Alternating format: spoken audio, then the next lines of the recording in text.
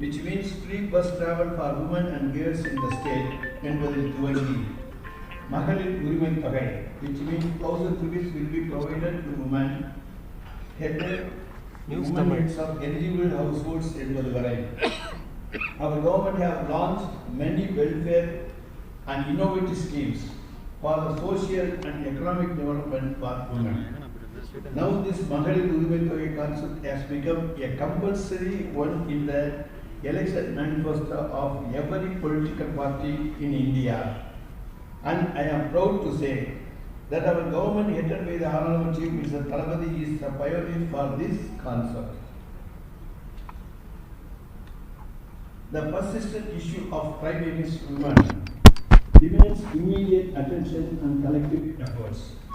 Despite the existence of numerous laws and penalties, offences like rape, murder, dowry deaths, human trafficking, kidnapping and abductions against women are on the rise.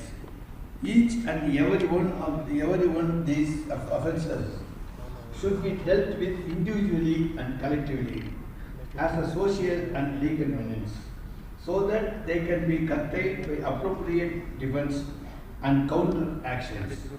Addressing these issues actually require a multi-pronged approach involving education, awareness, stringent laws and social transformation.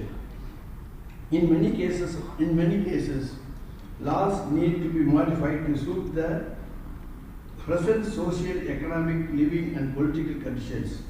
Reform measures should be included educating the public about the offences against the women, educating women about their rights under the law, training of the social workers to assist female women victims, bringing more offenders into courts, creation of women's association at local, district, state and national levels to fulfill advocacy roles, etc. Beyond this, we have to think about fighting against the crimes and offences against women in social media, internet, artificial intelligence, etc. Since these are uncovered areas of knowledge, due to scientific advancements, law needs to be updated in these areas to combat crimes against women. We are celebrating the centenary year of our former Chief Minister of Tamil Nadu, Dr. Kalaignar. On this occasion, as a Minister of Law of this state, I want to mention two specific legislative areas in which the state of Tamil Nadu is the forerunner. Tamil Nadu is the first state under the Chief Minister of Dr. Kalaignar to give share for women in joint family compulsory property as early as in 1989, and even before the Union government could bring any law in this regard. Likewise, Tamil Nadu enacted the Prohibition of Harassment of Women Act in 1998, long before the Union government could bring such legislation. These are worth mentioning in this conference, since crime against women can be contained by socio-economic development of women in the state, supported by legislative actions. Our government is committed to guarantee enforcement of rule of law in the state, so that access to justice can reach to and felt by common public. Rule of law does not allow any bias, including gender bias.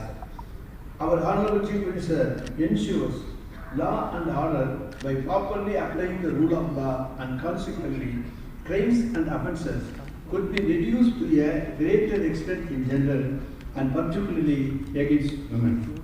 Government of Tamil Nadu have already constituted 22 fast-track Mahila courts in the career of district judges and 32 additional Mahila courts in the career of judicial magistrates for exclusive trial of cases of crime against women.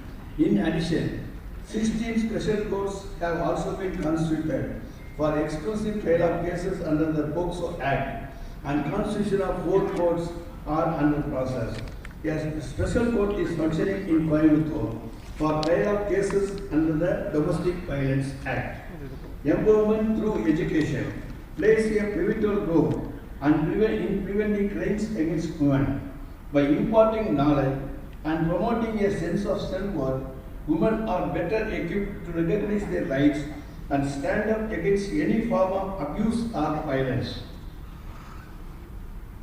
Communities, institutions, and individuals need to collaborate in fight against the crime, creating safe spaces, offering support systems, and addressing social attitudes that perpetuate violence are steps towards a more secure future for women.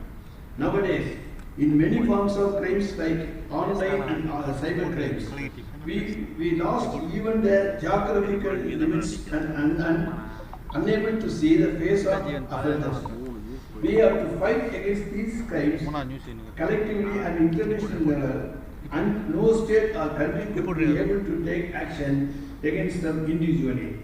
A recent report of the National Crime Record Bureau reveals that Delhi continues to remain the most unsafe metropolitan city for the women in India, while Chennai is ranked among the top 10 safest cities for women as per an independent study published recently.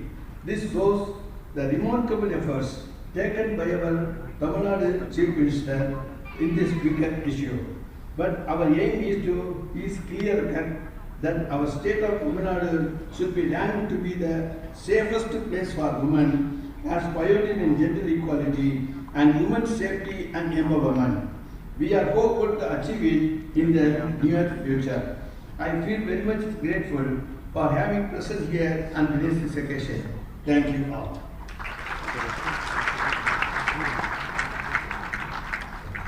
Thank you, Aya, for that little background as she walks towards the podium. She's an eminent Indian politician, poet, and journalist. Stands as a prominent figure in the